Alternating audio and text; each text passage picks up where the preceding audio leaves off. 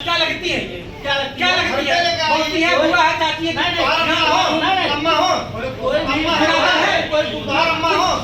लेकिन वो फिर कह रहा है नहीं हम इसी के साथ रहेंगे, मेरे हस्बैंड उसके साथ रहना चाहते तो हम जबरदस्ती कितना करेंगे। बॉलीवुड में एक फिल्म का गाना था कि इश्क वो बला है जिसको छुआ इसने वो जला है, दिल से होता है शुरू पर कम वक्त सर पे चढ़ा है। लेकिन गाना लिखने वाले ने ये कभी नहीं सोचा होगा कि यूपी पुलिस के जवान इसे अपना आशिकी सॉन्ग बना लेंगे और थाने के अंदर कुटाई खा जाएंगे। दरअसल इस कांड की शुरुआत होती है योगी आदित्यनाथ के शहर गोरखपुर से। अरे गोरखपुर में भी योगी के मठ के पास गोरखनाथ थाने से, जहां पर दारोगा दीपक शर्मा की तैनाती है। वैसे तो दारोगा साहब को विभाग की तरफ से कंधे पर 2-2 सितारे दिए गए, लेकिन दारोगा साहब ने तो सितारों के साथ 2-2 बीबियों को भी अपना लिया।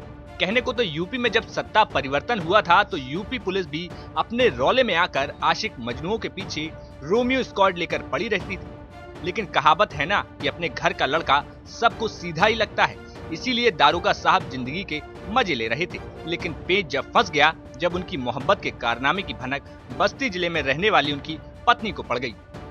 दारोगा साहब पिछले दिनों जब बस्ती जिले में घर पहुंचे और पत्नी से मिलने के बाद जिंदगी का लुत्फ उठाने के लिए प्रेमिका के पास पहुंचे ही थे कि पीछे से उनकी पत्नी ने रोता चौराहे पर दोनों को भरे बाजार में पकड़ लिया।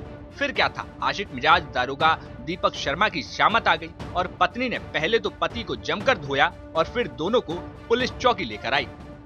पुलिस चौकी के अंदर भी पत्नी ने अपने दारोगा पति और उसकी प्रेमिका की पिटाई कर डाली। इस दौरान चौकी में तैनात पुलिस कर्मचारी पति पत्नी और वो के हाई वोल्टेज ड्रामे के आगे बेबस नजर आए। वहीं जब इस मसले पर हमने दारोगा दीपक शर्मा की पत्नी से बात की तो उन्होंने कह डाला कि मुझे इस आदमी के साथ अब नहीं रहना है। पहले मुझे लगता था कि ये औरत 4 साल से पीछे पड़ी है, लेकिन सच्चाई ये है कि ये लोग 6 साल से रिलेशनशिप में हैं। वहीं पत्नी साहिबा ने पुलिस पर भी आरोप लगाया कि सब दारोगा साहब को बचाने में जुटे हुए हैं। मामला कैसे बताओ, एक औरत को रखे हैं 6 साल से, वो अभी को बताई, हम लोग तो 2 साल जान रहे हैं तो अभी को बताई कि हम 6 साल से रिलेशनशिप में हैं। हम ये बेटी को मेरे लेके आए घर से, कह रहे जा रहे उसको लड्डू खरीदने। हम कहा ठीक है, फिर हमारा मन माना नहीं, हम पीछे से हम भी पीछा करें इनका, तो यहाँ पे उस औरत के साथ कर रहे थे, वो लड़की को मेरे लिए थे। हम यही पकड़ लिए अपने हस्बैंड को, रंगे हाथ दोनों को।